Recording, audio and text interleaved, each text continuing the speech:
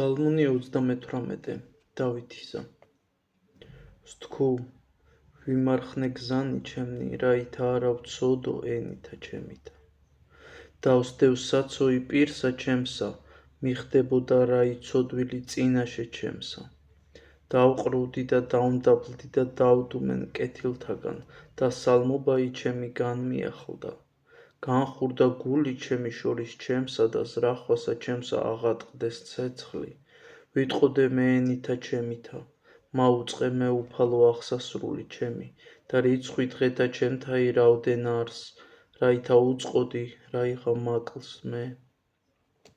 ესე რა ზომით ყვენ, დღენი ჩემნი დაარსებაი ჩემი ვითარცა არა რაი არს შენ წინაშე.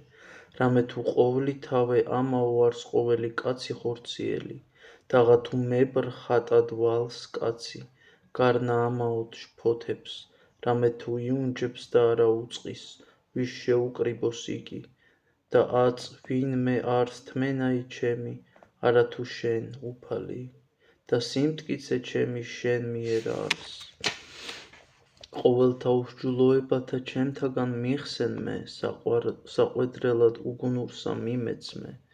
დავყრუდი და არა აღვაღე პირი ჩემი, რამე თუ შენ ხვალ. განმაყენენ ჩემგან ტანჯვანი შენი, რამე თუ ძალითა ხელისა შენისაითა მე მოვაკლდი. მხილებათა მიერ უსჯულოებისათვის განსწავლე კაცი და დაადნვე, ვიცარცა დედა ზარდლისა ქსელი სული მისი, გარნა ამაო არს ყოველი კაცი. შეისმინე ლოცვისა ჩემისაი უფალო და ვედრებისა ჩემისაი ყურად იღე, ცრემლთა ჩემთასა ნუ დაიდუმებ. რამე თუ მსხემ ვარ მე შენ წინაშე და წარმავალ, ვითარცა ყოველნი მამანი ჩვენი, მილხინე მე რაითა განმისვენოს პირველ წასვლად ჩემდამდე და მერმე ნუ არღარა ვიპოვო. ამინ. შეგვეციოს დავით მეფსალმონის მადლიანი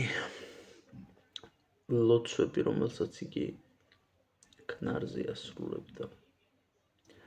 ღმერთმა მოგლანდლოს ამ სიტყვებიდან თითოეულას შეგრძნება და გაასიგრძე განება და ძალიან გთხოვთ, იკითხეთ ფსალმუნები, იკითხეთ, იმიტომ რომ ძალიან რთულია, ჩემთვისაც ძალიან რთულია, ყოველთვის არ ხარ ადამიანი ერთ განწყობაზე, მაგრამ ეს იმდენად სასარგებლოა სულისთვის. შეიძლება თვეები დაგჭირდეს, შეიძლება წლები დაგჭირდეს და არ შემოვიდეს შენს გონებასა და გულში, მაგრამ თუ არ გაჩერდები და განაგრძობ ამის კეთებას, ძალიან დიდ სულიერ სიმშვიდეს და რასაც ქვია ნეტარება, საღვთო ნეტარებას იგრძნო და ბედნიერი იქნები, რომ შენთან არის ქრისტე, შენთან არის დავით მეფსალმონე, როცა აკითხულობ და